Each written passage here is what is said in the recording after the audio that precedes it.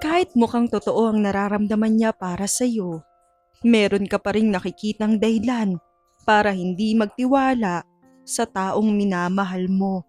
Itago niyo na lang ako sa pangalang Ines, 23 years old, at aminadong lagi akong nakikinig sa inyong programa. Ramdam na ramdam ko kasi ang hirap at emosyon ng mga letter sender sa mga kwentong ibinabahagi nila. Kung minsan, naiiyak na lang ako, natatawa, nagagalit o kinikilig sa mga kwentong ito. Aaminin kong nagdadalawang isip din ako kung ibabahagi ko sa inyo ang sarili kong kwento dahil medyo maselan at personal din para sa akin ito. Pero naisip kong maaaring makatulong din sa ibang mga taong kaparehas ng pinagdadaanan ko kung mapapakinggan nila kung ano ang naging karanasan ko.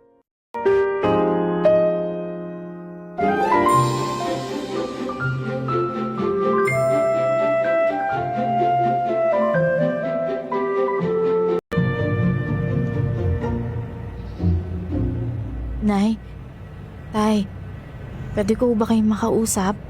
Importante lang ho eh. Huwag mo nga kaming iniistorbo dito, Ines. Nakita mong may ginagawa kami ng nanay mo eh. Pasensya na po pero kailangan ko po talaga ng tulong nyo eh. Baka po pwedeng pakinggan niyo muna ako. Wala na kaming panahon para sa mga sasabihin mo. Sinasayang mo lang yung oras namin eh. Tay, pansinin niyo naman ho ako. Anak niyo ako eh. Hindi lang ikaw yung anak namin. At kaya kami nagpapakapagod para mapakain namin kayo. Pero bakit naman po sa lahat ng mga anak niyo ako lang po yung kinaiinisan niyo? Tay, maging patas naman ho kayo. Ba't sumusobra ka na? Kung nagre-reklamo ka na, lumayas ka na lang dito. Hoy, hoy. Tama na nga yan. Ganito. Pakinggan na lang natin yung sasabihin niya para magtigil na yan. Sasakit lang yung ulo natin dyan kapag hindi pa yan pinagbigyan eh. Sige na nga. Ano ba yung sasabihin mo sa amin para matapos ka na? Tay, Nay, malapit na po kasi yung enrollment namin eh. Oh, ano naman ngayon? Ano naman pakialam namin dyan ng tatay mo? Estudyante ba kami? Nay, sana po matulungan niyo naman ako na mabayaran yung tuition fee. Hindi tayo mayaman, Ines. Wag mo kaming hinga ng pera. Pero tay, paano naman po yung pag-aaral ko? Sayang naman po yun. Anong sayang? Ikaw lang yung nanghihinayang dito. Wala kaming pakialam sa enrollment na yan. Parang awa niyo naman tay. Gusto ko lang makapagtapos ng pag-aaral eh. Ay naku, pwede ba? Huwag mo na nga kaming kulitin tungkol dyan. Yung mga kapatid mo nga pinatigilan namin sa pag-aaral tapos ikaw mag-iinarte ka. Kami nga ng nanay mo hindi rin nakapagtapos ng pag-aaral eh. Nabubuhay naman kami. Kaya kalimutan mo na lang yung enrollment na yan. Kaya nga, napaka-arte.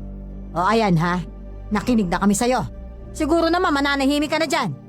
O sige na, lumayas ka na sa harapan ko, may ginagawa pa kami. Tay, Nay, parang awa niyo naman. Tulungan niyo naman ako. Kayo na lang po yung inaasahan ko eh. Aba talaga naman. Iusap ako, Tay. Talaga namang ayaw pa rin tumigil sa pagdadrama. Tigilan mo na nga yan, nabibwisit ako sa iyong bata ka. Pwede ba, Ines? Lubayan mo na kami ng nanay mo, iniistorbo mo kami. Bakit ho ba ayaw niyo akong tulungan? Gusto ko lang naman matapos yung pag-aaral ko eh. Gusto mong malaman kung bakit? Masyado ka kasing matalino. Masyado ring mataas yung pangarap mo. Ano ho? Wala naman hong mali kung mataas yung pangarap ko. Para din naman po to sa inyo, kaya ako ho to ginagawa. Pwede ba? Huwag mo na kaming gamitin para matupad yung pangarap mo. Ikaw lang naman din na makikinabang dyan. Gayahin mo na lang kami ng tatay mo. Kontento na kami sa buhay namin. Yung pag-aaral na yan, para lang sa mayayaman yan.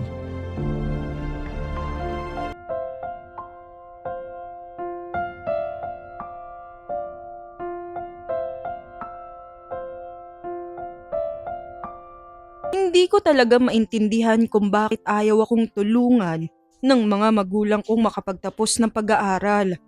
Parang gusto lang nilang magaya ang mga anak nila sa kanilang hindi nakapagtapos at nagtitiis sa hirap. Parang sumuko na sila sa mga pangarap nila at pati kami ng mga kapatid ko ay dinadamay pa nila.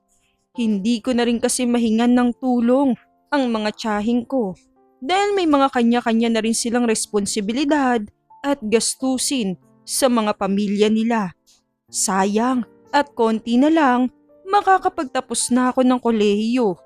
Pero hindi pwedeng hanggang dito na lang ako sa mga pangarap ko. Hindi ako pwedeng sumuko. Kailangang gumawa ko ng paraan para matapos ko ang pag-aaral ko.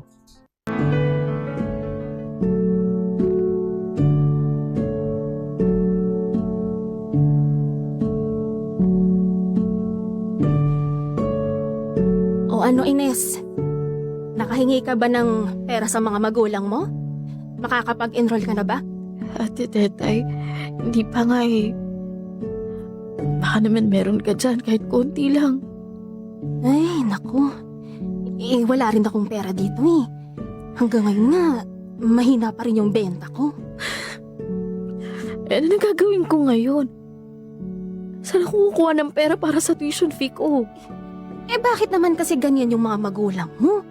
Sarili nilang anak. Ayaw nilang tulungan. Di ko rin ho alam eh. Parang ang gusto kasi nila gayahin ko na lang sila na hindi nakapagtapos sa pag-aaral. Pero hindi naman pwede yun. May pangarap ka at gusto mong matupad yun. Bilang mga magulang, dapat sinusuportahan ka nila. Pero ayaw nga nila eh. Kaya wala na po akong magagawa. Siguro nga, hanggang dito na lang yung buhay ko. Ines, sa tingin ko, meron pa ring solusyon yung problema mo. Talaga? Ate Tetay? Kung gano'n matutulungan mo ba ako? Ay. Paano? Sandali lang po. Parang hindi ko pala dapat sinabi yun sa'yo. Baka umasa ka. Kalimutan mo na lang. Ate, huwag ka namang ganyan. Parang awa mo no. Huwag mo namang bawiin yung sinasabi mo. Sige na. Ano ba yun? Pero Ate. Ines, Ano? hindi ko sigurado kung magugustuhan mo ba yung iniisip kong solusyon sa problema mo eh. Bakit? Ate naman hindi kita maintindihan eh. Pero alam mo kung yun yung makakatulong sa akin. Sige na sabihin mo na lang parang awa mo na. Sige. Pero walang sisihan ha. Tsaka nasa'yo pa rin kung itutuloy mo to o hindi. Ayoko lang naman mapahamak ka. Sige lang ate. Kahit ano yan papatulan ko yan, gagawin ko lahat para makapag-enroll ako. Huwag ka sanang magagalit sa akin, ha? Pero ito talaga yung naiisip kong paraan eh. Ines, ano kaya kung subukan mong gamitin yung katawan mo para kumita? Po? Ate, hindi ko maintindihan eh. Ano bang ibig mong sabihin? Yung ano? Ano gagawin? Yun na nga, Ines. Meron akong kakilalang pwedeng maghanap sa'yo ng kliyente para sa'yo. Ate, parang hindi ko yata kayang gawin yan eh. Parang mahirap yata yan eh. Ito na nga ba yung sinasabi ko eh. Hindi ko alam kung kaya mo ba tong sikmurain, pero ito talaga yung naiisip kong paraan eh. Lalo na at malapit na yung enrollment mo. Oo nga eh. Pero kailangan ko na talaga ng pera ate. Talaga bang wala nang ibang paraan? Wala eh. Ito lang yung talagang alam kong makakatulong sa'yo. Kung meron lang iba sana yun na lang yung inalok ko para sa'yo. Sige ate. Kung wala na talagang ibang paraan eh. Wala naman akong pagpipilian eh. Kahit labag sa loob ko to. Sige na, papatulang ko na. Para lang magkaroon ako ng pera.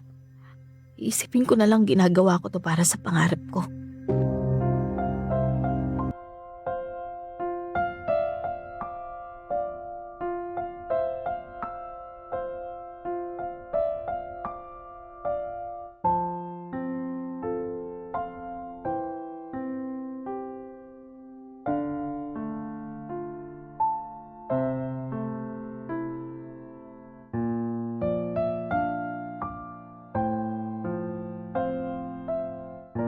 Hindi ko talaga masisikmurang gamitin ko ang katawan ko para kumita ng pera. Pero desperado na talaga ako.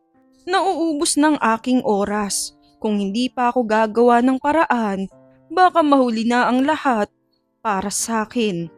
Lalakasan ko na lang ang loob ko para lang magkaroon ako ng pera at makapag-enroll na ako.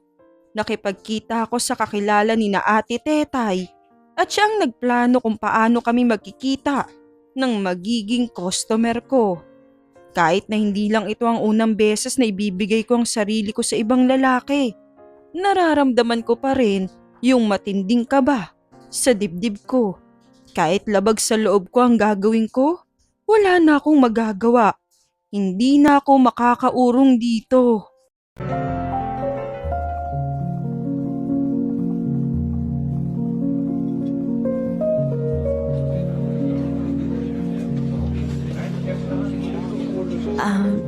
Excuse me po. Kayo ba si Sir David? Ako nga. Ikaw na ba yung... Opo, ako nga ho. Sige. Umupo ka muna. Hindi naman tayo nagmamadali eh. Sige ho. Ang akala ko, pipitsugin yung ipapadala sa akin eh. Nagulat ako. Maganda ka pala. Salamat po. Ano nga palang pangalan mo? Okay lang po ba na hindi ko naibigay yung pangalan ko? Ayos to hard to get. Pero dahil dyan sa ginawa mo, lalo akong nagiging interesado sa'yo. Ano kasi, pasensya na po sir. Hindi naman po sa gusto kong magsuplada sa inyo. Ano lang, hindi ko lang muna nakikitang kailangan kong ibigay yung pangalan ko eh. May point ka naman, pero isang gabi rin naman tayo magsasama, di ba? Mas maganda na rin kung kilala natin yung isa't isa. Pangalan lang naman yun eh. Huwag kang mag-alala. Hindi kita ipapahamak. Sige ho. Jocelyn ho. Jocelyn. Okay. Alam kong hindi yan yung totoo mong pangalan. Pero sige, tatanggapin ko na yung Jocelyn. Kaya lang may napapansin ako sa'yo eh. Ano ho yun? May problema ho ba? Jocelyn, bakit parang masyado kang kabado? Relax ka lang. Bakit? First time mo bang gagawin to? Opo. Kaya naman pala eh. Medyo mahirap to kung wala ka pang experience at napipilitan ka lang na gawin to. Pero mabuti pa siguro maghanap na lang ako ng ibang babae. Sir, wag po. Teka, kailangan ko ho kasi ng pera eh. Huwag ko kayo mag-alala. Hindi ko kayo manghihinayang sa akin. Saka, max experience na rin po ako eh. Ginawa na ho namin dati ng ex-boyfriend ko. Ganito kasi, mukha ka pa kasing inosente. Mukhang hindi ka pa sanay sa ganitong kalakaran. Pero dahil mapilit ka, sige, magbibigyan na kita. Basta ang gusto ko, sulit yung ibabayad ko sa'yo.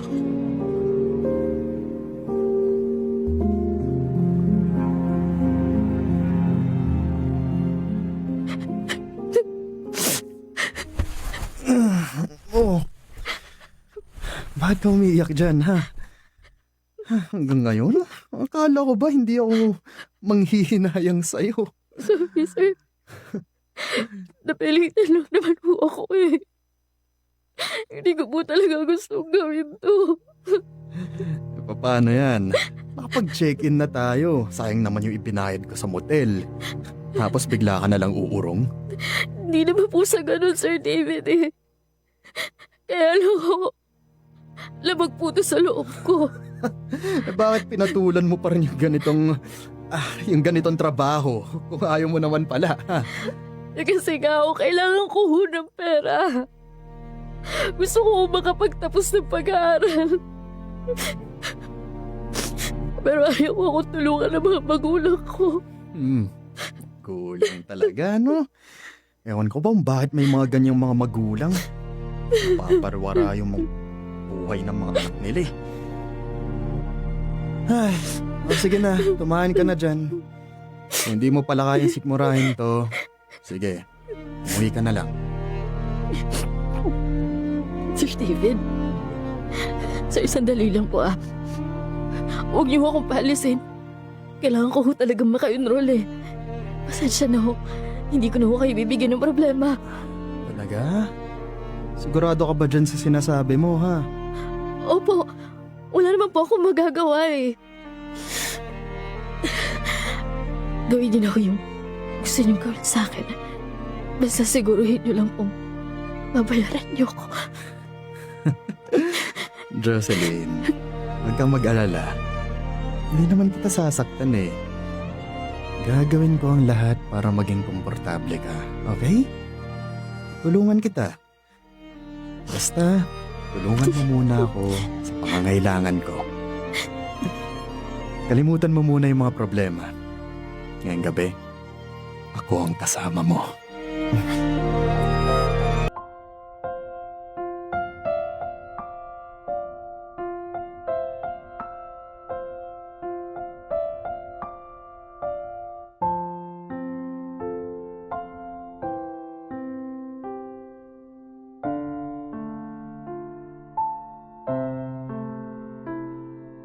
Hindi ko alam kung bakit, pero ito na yata ang gabing hindi ko makakalimutan. Kahit na hindi ko siya kilala ng personal, hindi ko maramdamang binastos ako ni Sir David habang magkasama kaming dalawa sa kung anumang dahilan. Hindi ko naramdamang nanliit ako sa sarili ko. Parang may halong respeto yung pamamaraan niya para maramdaman ko na komportable ako sa kanya. Hindi ko pa yata nararanasan ito sa mga lalaking dumaan noon sa buhay ko. Kaya lang, hindi po pwede ito. Siya lang naman ang paraan ko para magkaroon ako ng pera at maituloy ko ang pag-aaral ko. Hindi ko maintindihan kung bakit, pero parang may pagmamahal na akong nararamdaman para sa naging customer ko.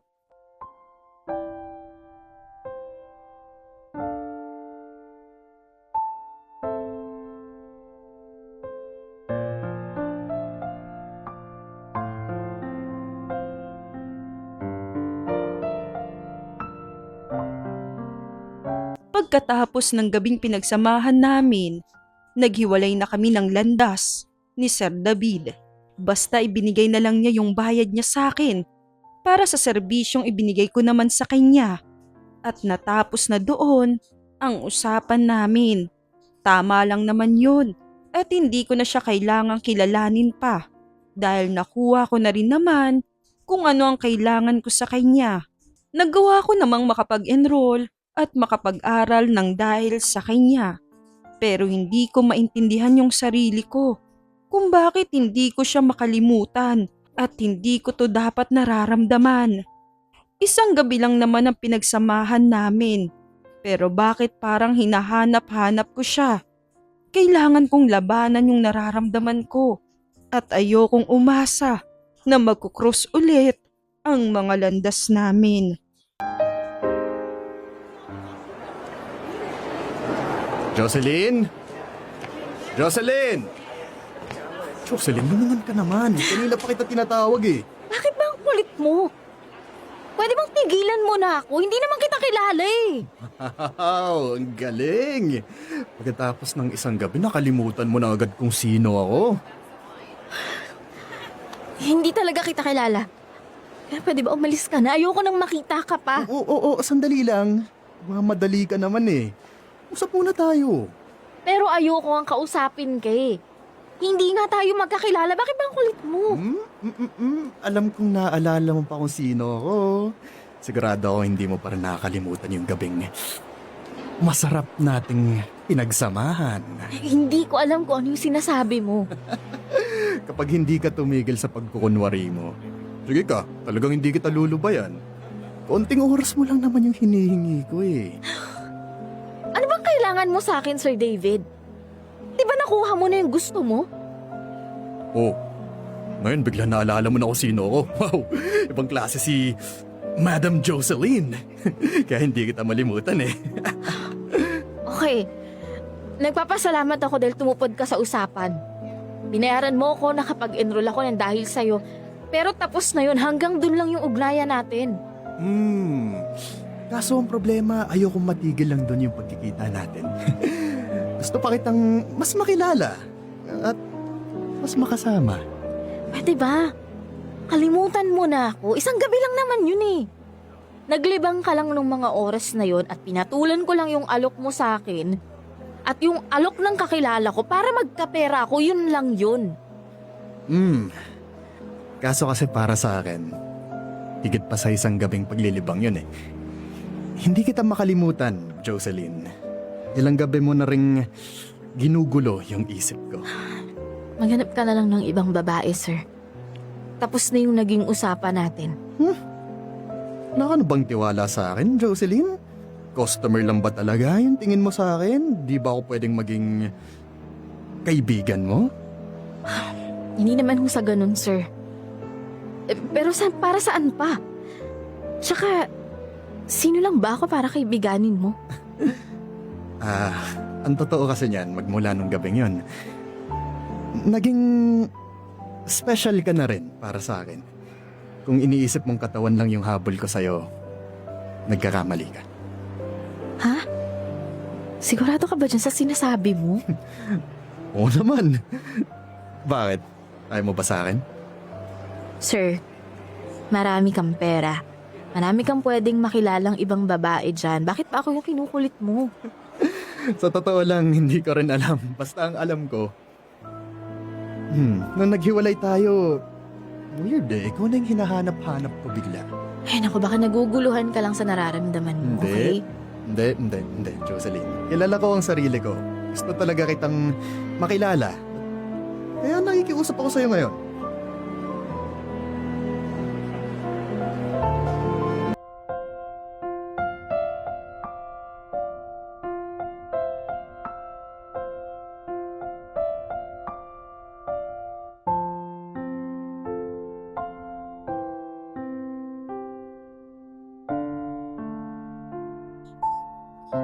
Kung minsan iba rin talaga magbiro ang tadhana para sa dalawang tao. Hindi ko alam kung bakit. Pero ang iniisip ko na lang, baka may dahilan kaya nagkita ulit kami ni David. At dahil mapilit siya, napagod na rin ako sa pagmamatigas sa kanya. At pumayag na ako na makipagkaibigan siya sa akin. Sinabi ko na rin sa kanya kung ano ang totoong pangalan ko. Wala rin naman akong nakikitang masama dahil magkaibigan naman kaming dalawa at mukhang okay naman siyang kasama.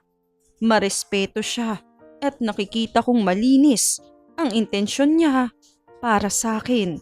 Nagsisimula na rin siyang magparamdam sa akin. Pero ang sabi ko, pag-iisipan ko pa kung handa na ba akong pumasok sa isang relasyong kasama siya. At sa totoo lang, halata namang gusto ko na rin siya.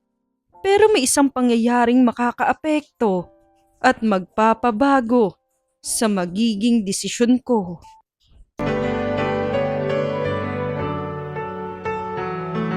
Ines! Anak! Halika rito. May bisita ka. Po, bisita? Sino na pong dadalaw sa akin dito sa bahay? Huwag ka na magtanong. Asikasuhin mo na lang yung bisita mo. Iyo, pasok ka dito. Salamat po. David? Ano ginagawa mo dito? At saka, paano mo nalaman kung saan ako nakatira? Hindi nagtanong-tanong ako dito sa lugar nyo. Tsaka kilala mo naman ako, Ines. Basta hinahanap ko.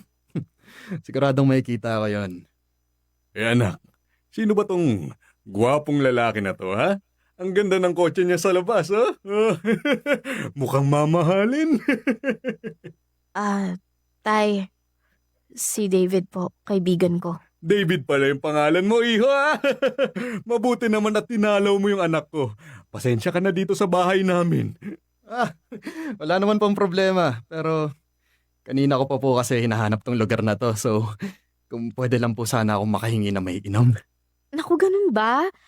Sandali ay kukuha kitang tubig. Wag na, anak. Ako na yung kukuha ng maiinom niya. Tsaka hindi naman pwedeng tubig lang para sa bisita natin, di ba? Sandali lang, ha? Tatawagin ko lang yung isa kong anak para makabili ng soft drinks. Kayo po ang bahala, tay. Pero bago ako umalis, ha?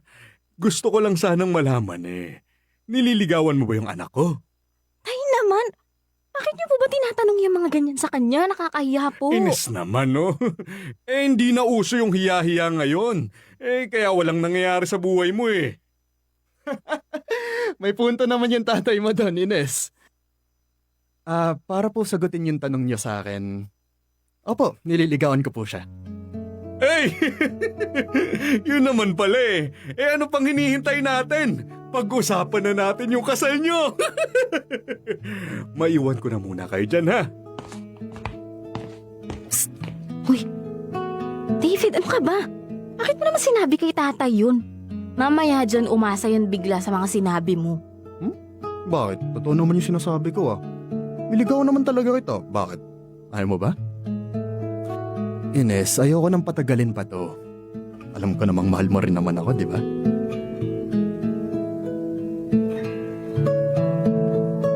Hoy, Ines. Totoo ba yung sinabi sa akin ng tatay mo? Tumalaw daw dito kanino yung boyfriend mo?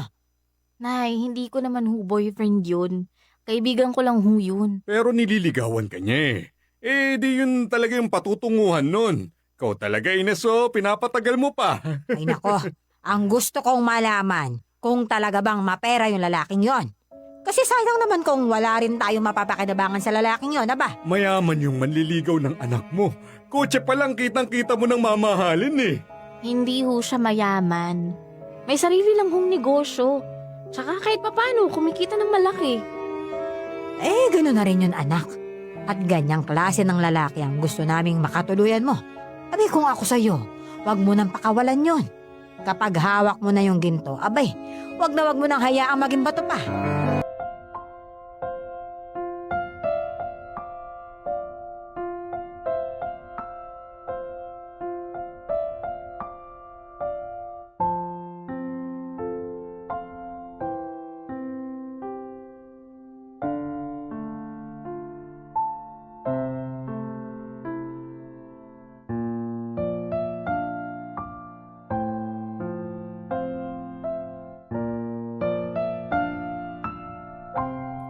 Kilalang kilala ko ang mga magulang ko. Alam ko kung paano sila sambahin ng pera. At kapag may nakita silang pagkakataon para magkaroon nito, siguradong kukunin nila yon. Si David na ngayon ang taong nakikita nilang pwede ng pakinabangan at kuhaan ng kayamanan. Hinding-hindi ko hahayaan na samantalahin nila si David. Hindi baling magalit sila sa akin, pero kailangan ko silang mapigilan sa mga binabalak nila. Pero hindi lang yun ang nagpapagulo sa isip ko. Naguguluhan pa rin ako kung dapat pa nga ba akong pumasok sa isang relasyon kasama si David. Mukhang mabait naman siya sa akin at hindi naman niya ako pinapakitaan ng mga dahilan para hindi na ako magtiwala sa kanya hanggang sa dumating na nga ang sandaling nakabuo na ako ng desisyon. Matagal kong pinag-isipan ito ng mabuti at alam kong hindi ko ito pagsisisihan.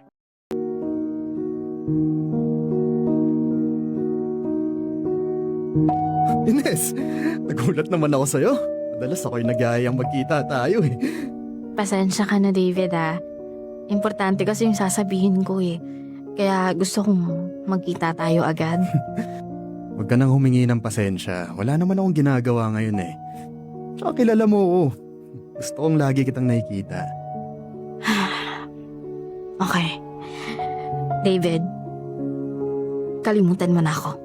Ha? Teka nga lang, Ines. Bakit bigla-bigla naman yan, ha? Akala ko ba mahal mo ko? Ha? Ang akala ko nga tayo yung... Akala ko nga kaya tayo magkikita ngayon kasi sasagutin mo na ako At paano ka naman nakakasigurong mahal nga kita? Kasi nararamdaman ko yun. Alam kong gusto mo rin ako. Sabihin mo nga. Ano? Ano ba yung totoo? May problema ba tayo? Meron.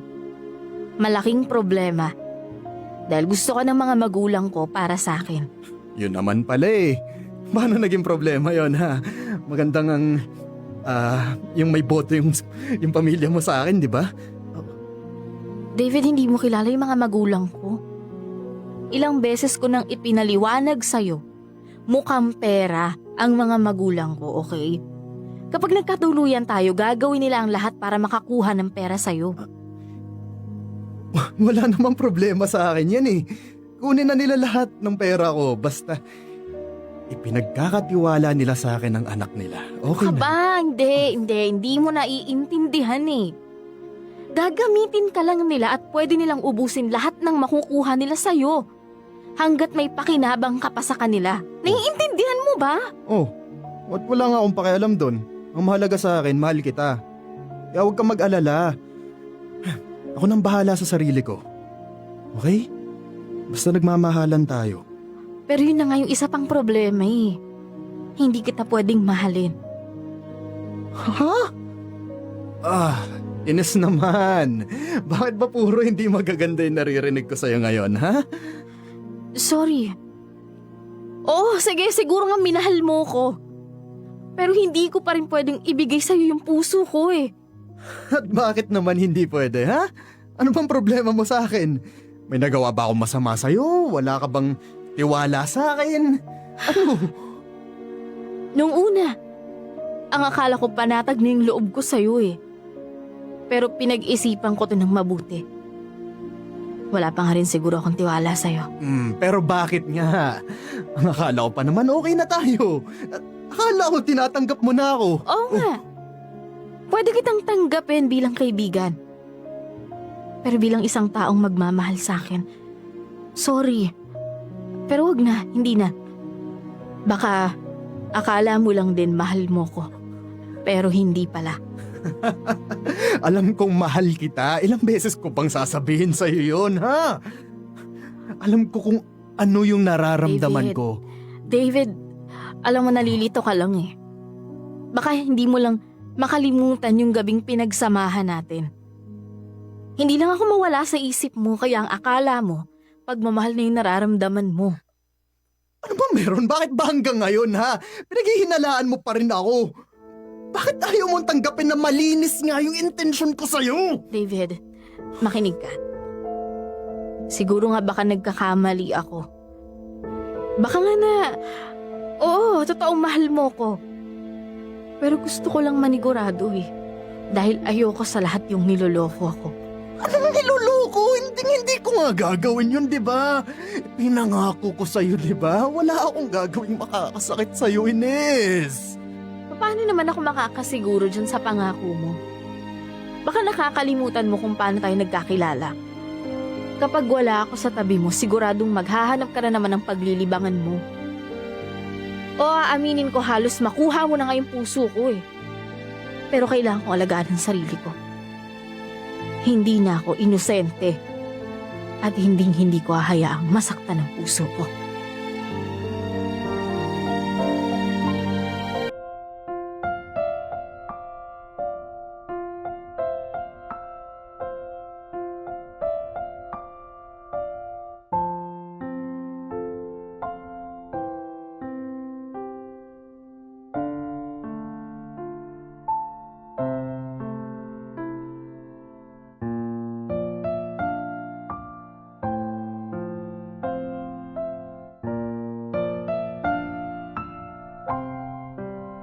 Siguro may mga taong magsasabing mali ako sa naging desisyon ko at dapat binigyan ko si David ng pagkakataon para patunayan ang sarili niya sa akin.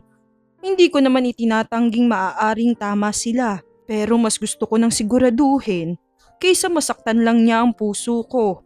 Mas pipiliin ko na lang na magsakripisyo sa pagkakaroon ko ng isang karelasyon kaysa naman sa pagsisihan ko ang pagpili ko sa kanya kapag niloko na niya ako. Sa ngayon nakapagtapos na ako ng pag-aaral at meron na rin akong trabaho. Hanggang ngayon, nagpapasalamat pa rin ako kay David dahil kung hindi dahil sa kanya, hindi ko matutupad ang pangarap ko. Hindi na rin kami nakakapag-usap pero ang balita ko, may sarili na rin siyang pamilya. Masakit para sa akin pero hindi ko babawiin kung ano na ang naging desisyon ko para sa sarili ko. Hanggang dito na lang muna at maraming salamat. Nagmamahal, Ines.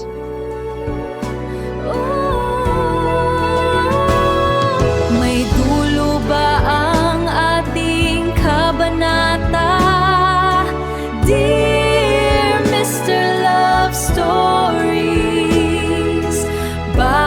hanggang ngayon di pa tapos.